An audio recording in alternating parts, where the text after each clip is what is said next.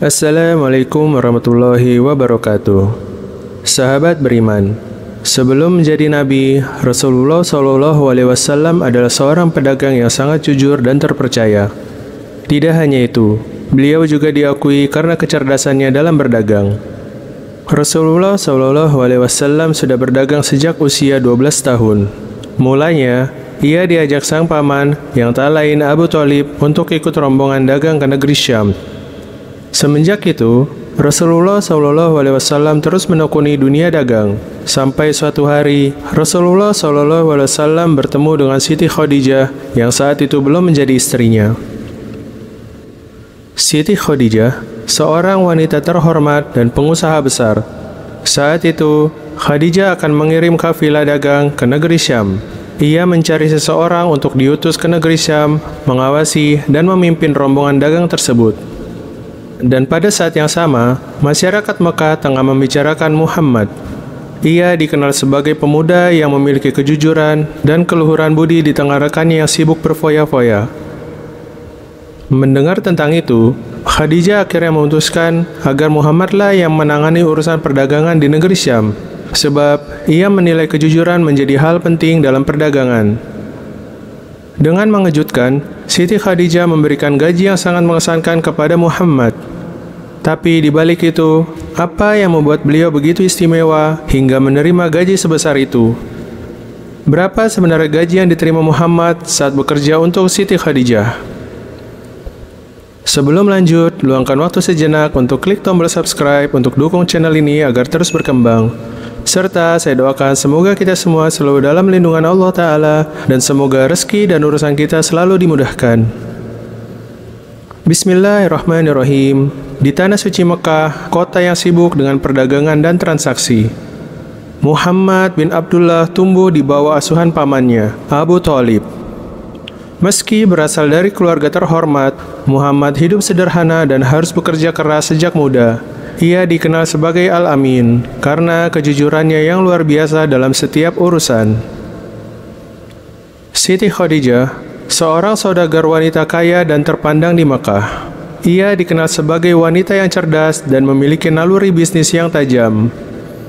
Khadijah membutuhkan seseorang yang dapat dipercaya untuk mengelola perdagangannya. Mendengar tentang kejujuran dan reputasi baik Muhammad, Khadijah memutuskan untuk menawarkan Muhammad pekerjaan sebagai pemimpin ekspedisi perdagangan ke Syam. Saat itulah, ia meminta salah seorang pembantunya untuk merekrut Muhammad, yang pada saat itu belum menjadi seorang nabi. Setelah mempertimbangkan, melalui pelayannya, Maisarah, Khadijah menawarkan Muhammad gaji yang lebih tinggi dari yang biasa ia tawarkan kepada karyawan lainnya, sebagai pengakuan atas reputasi Muhammad yang bersih. Berdasarkan beberapa riwayat, sebelum mencapai kesepakatan, Siti Khadijah menegaskan agar Muhammad menghindari hal-hal yang merusak hubungan mitra bisnis, terutama tentang sistem penggajian atau bagi hasil. Menurutnya, ini menjadi salah satu yang merusak ukhuwah. Kata Khadijah, "Aku memanggilmu kemari berdasarkan apa yang kudengar dari orang-orang tentang perkataanmu yang jujur, integritasmu yang terpercaya, dan akhlakmu yang mulia. Aku memilihmu dan akan kubayar engkau 2 kali lipat dari apa yang diperoleh orang lain dari kaummu." Itulah upah yang diberikan Khadijah kepada Muhammad. Lalu, Abu Thalib, paman Muhammad juga dikatakan pernah meminta Khadijah untuk menggaji dengan 4 ekor unta, dan Khadijah memenuhi permintaan tersebut. Meski demikian, berdasarkan sumber-sumber yang dihimpun, tidak ada catatan spesifik yang menjelaskan tentang jumlah gaji atau pendapatan Rasulullah SAW ketika bekerja dengan Khadijah. Muhammad yang selama ini hidup dengan kesederhanaan menerima tawaran tersebut dengan penuh tanggung jawab. Ia memahami bahwa tawaran Khadijah merupakan kesempatan besar, tidak hanya untuk meningkatkan kesejahteraannya, tetapi juga untuk menunjukkan integritasnya dalam skala yang lebih besar. Gaji yang dijanjikan cukup besar untuk seorang pemuda, tetapi yang lebih penting bagi Muhammad adalah kepercayaan yang diberikan Khadijah kepadanya. Muhammad tidak menyia-nyiakan waktu. Ia segera mengatur semua persiapan untuk perjalanan ke Syam. Ini adalah perjalanan panjang yang penuh risiko, melewati padang pasir yang luas dan berbahaya.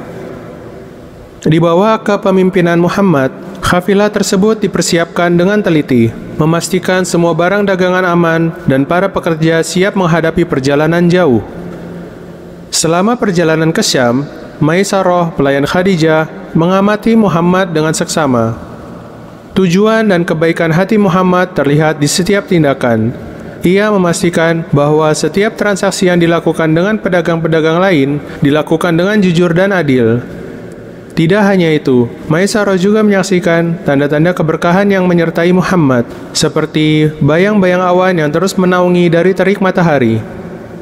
Setibanya di Syam, Muhammad berhasil menjual barang-barang dagangan Khadijah dengan harga yang sangat menguntungkan. Tidak hanya karena kualitas barang yang baik, tetapi juga karena kejujuran Muhammad dalam setiap transaksi.